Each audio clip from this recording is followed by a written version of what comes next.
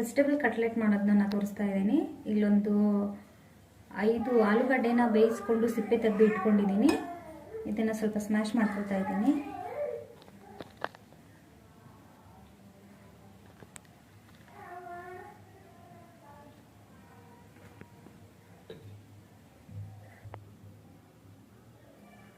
ಇದಕ್ಕೆ 1 ಕಪ್ಪು ಬೇಯಿಸಿಟ್ಕೊಂಡಿರೋ ಹಸಿ ಬಟಾಣಿ ಹಾಕ್ತಾಯಿದ್ದೀನಿ. ಇದನ್ನು ಬೇಯಿಸಿಟ್ಕೊಂಡಿದ್ದೀನಿ ಆಲ್ರೆಡಿ. 1 ಕಪ್ಪು ತುರಿದಿಟ್ಕೊಂಡಿರೋ ಕ್ಯಾರೆಟ್ ಹಾಕ್ತಾಯಿದ್ದೀನಿ.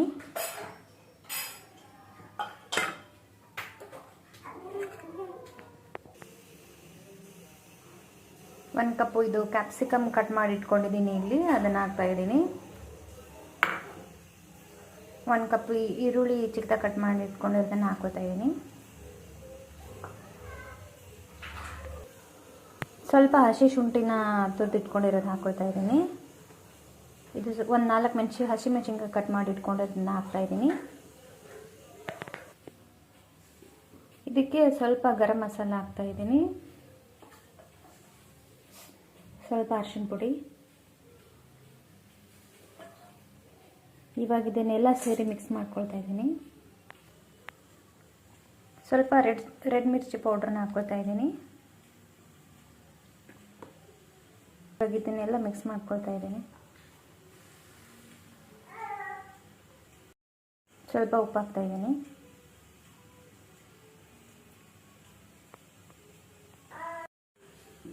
ಇದನ್ನು ಸ್ವಲ್ಪ ತಗೊಂಡು ಶೇಪ್ ಮಾಡ್ಕೊಳ್ತಾ ಇದ್ದೀನಿ, ಈ ಥರ ರೌಂಡ್ಗೆ.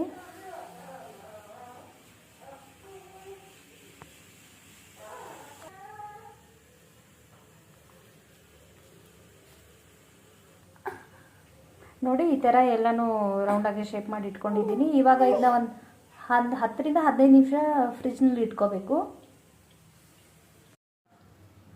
ನೋಡಿ, ಒಂದು 15 ನಿಮಿಷ ಫ್ರಿಜ್ಜಲ್ಲಿ ಇಟ್ಟು ಇವಾಗ ತೆಗೆದಿದ್ದೀನಿ ಹೊರಗಡೆ.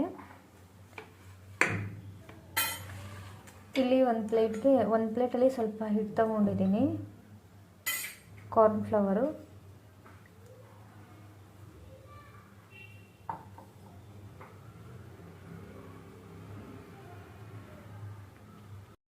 ನೋಡಿ, ಇಲ್ಲಿ ಇದನ್ನು ಹಿಟ್ಟು ಕಲಿಸ್ಕೊಂಡಿದ್ದೀನಲ್ಲ, ಅದ್ರಾಗ ಸ್ವಲ್ಪ ಹಿಂಗೆ ಎತ್ಕೊಳ್ತಾ ಇದ್ದೀನಿ.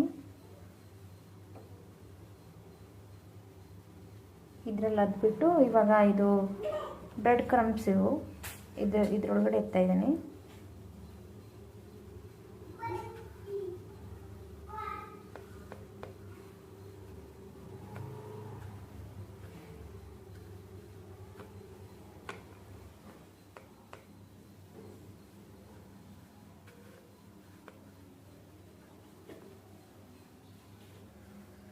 ನೋಡಿ, ಈ ಥರ ಎಲ್ಲ ಇದರಲ್ಲಿ ಹತ್ಕೊಂಡ್ಬಿಟ್ಟು ಇವಾಗ ಇಲ್ಲಿ ಎಣ್ಣೆ ಬಿಸಿ ಆಗಿದೆ, ಇದಕ್ಕೆ ಹಾಕ್ತಾ ಇದ್ದೀನಿ.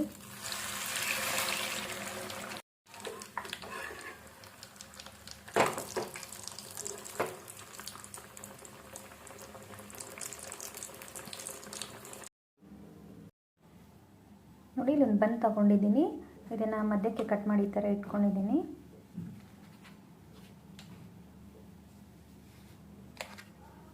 ಈ ಕಡೆ ಒಂದು ಸೈಡ್ಗೆ ಮಯೋನೈಸ್ ಸಾಸ್ ಹಾಕ್ತಾ ಇದ್ದೀನಿ.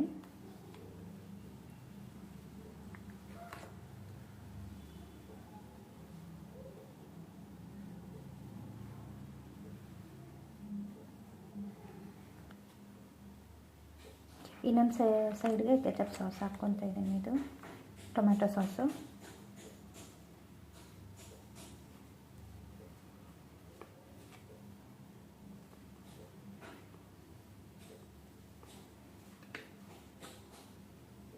ಟೊಮ್ಯಾಟೋಸ್ ಹಾಕ್ತಾ ಇದ್ದೀನಿ.